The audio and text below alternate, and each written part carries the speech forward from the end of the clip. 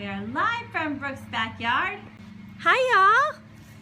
Hey, we are periscoping today from Brooke's backyard. I'm here helping her out and excited to periscope with you guys. So, hi, Amanda. I haven't seen you lately. Good to have you on Periscope, and Susan and James, and have a lot of people joining today.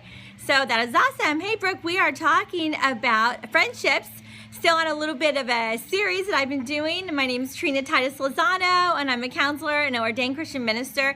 And this is such a vitally important understanding for all of us to have, whether you're married or single or male or female or old or young. There's a very important thing that we need to know how to do, and that is how to be a good friend, how to make a good friend, and how to make ourselves available to be a good friend and to receive friendships when other people want to be friends to us.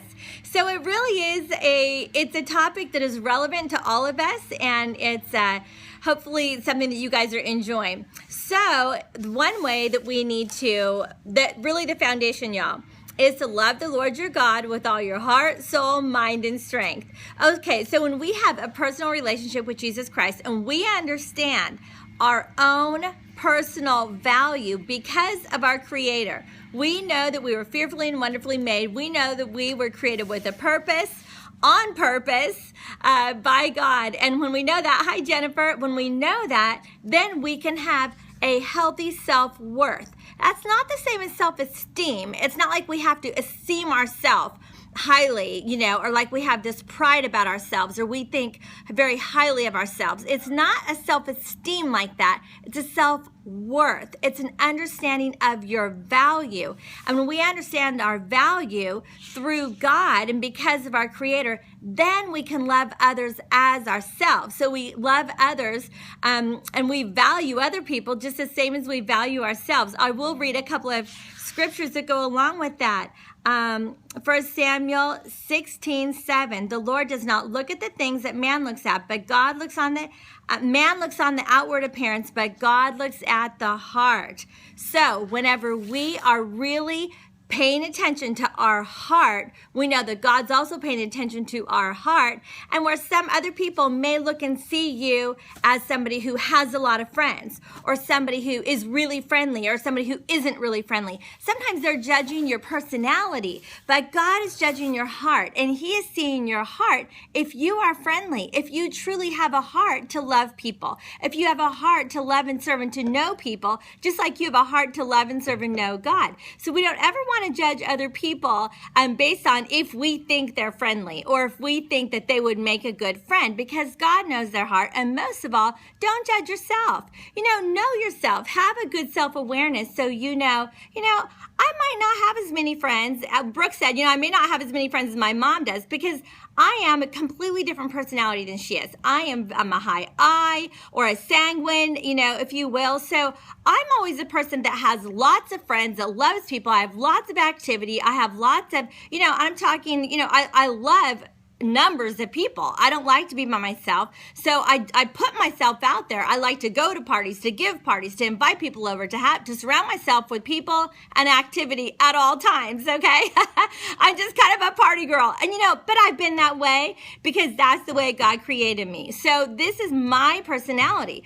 So my personality and my love languages are going to be different than your personality and your love languages. You might be like my oldest daughter that is a little more easygoing, more laid back. Hey, Megan, we all have different personalities. So don't compare yourself to your best friend or to the most popular girl in the class. Or if you're a man, don't compare yourself to the man that's the top salesperson, on your sales team, or someone who has a completely different personality than you.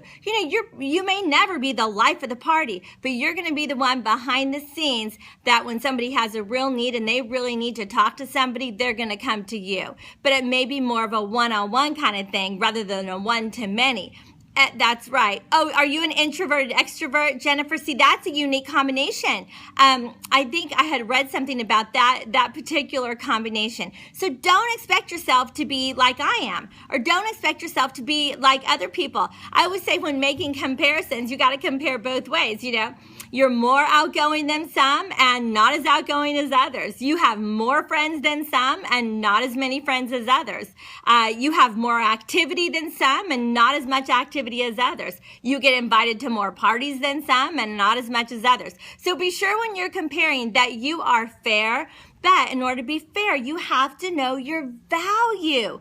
Know who you are. Have that good self-awareness to say, this is who I am. And it's also helpful to know thanks for the hearts, y'all. Thanks, Megan. You guys, thanks for the purple and green and blue hearts. And hi, Grandma. I just saw that you joined also. So you guys, whenever you're evaluating yourself and how friendly you are, and when you're evaluating your friendships, remember the different love languages.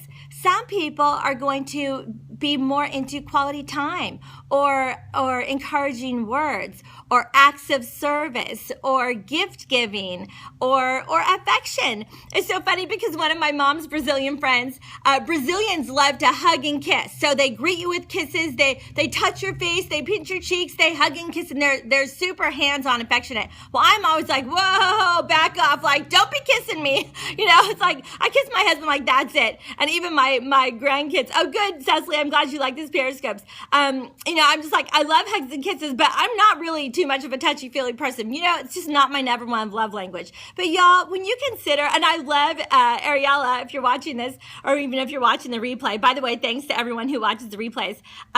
She just said, okay, I know you don't like hugs and kisses. I don't like you. I know you don't like all these kisses on your face. So I'm just going to give you a nice little hug, a nice little side hug, because that's what you're more comfortable with.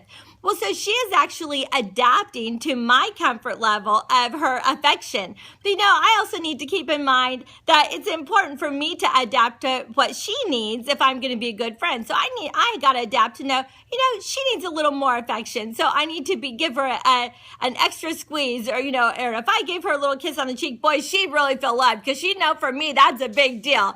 So that's the way we can be a good friend. Think about your love languages and adapt accordingly, okay? Okay, also steps to self-acceptance.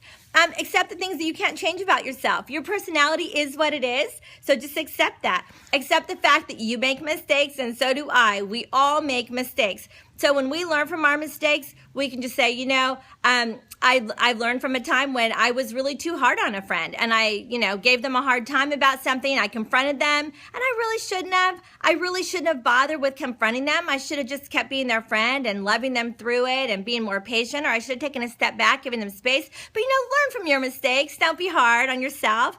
Also, you like that point? Good, Jennifer. Thanks for the thumbs up. Y'all, give me some thumbs up or a high five or something if you like anything I'm saying.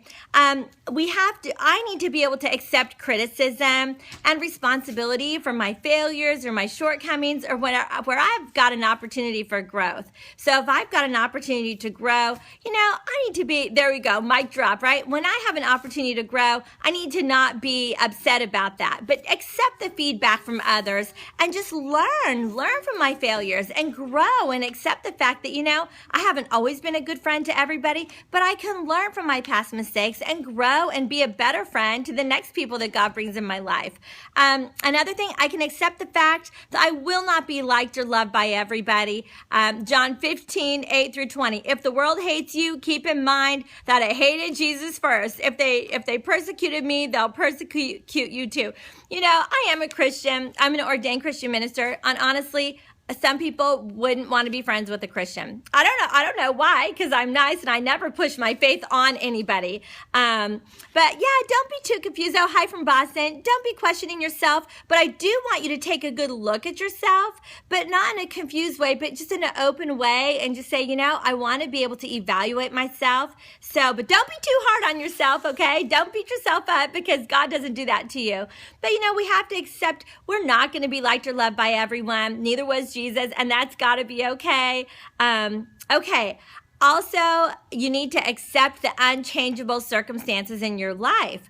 Philippians 4:11, I have learned to be content whatever the circumstances. I love those words. And, like my mom, you just joined. So cool. My mom's periscoping with me from Brazil. My grandma's periscoping live right now from California. So hi to both of you. And then my daughter and my grandkids are inside. So we've got 5 generations with y'all today right now. So Mom, isn't it so true that we have to accept the unchangeable circumstances of our life? Right now, I'm sure, Mom, that you would love to be here at Brooke's house with me, but the unchangeable circumstances right now is God's called you to Brazil. So it is what it is. So you just have to do the best that you can. Right now, Brooke was just saying, I don't have time to be as friends with as many people as I would like to be because I'm homeschooling. And if you homeschool your kids, you're not going to have time to have play dates every day. Like you just don't, or they're not going to get their work done. So when you accept the unchangeable circumstances in your life, it's going to make you able to understand, I do still have self-worth and I do still have friends and I can still make friends, but if I have to say no, I just have to, and that's got to be okay.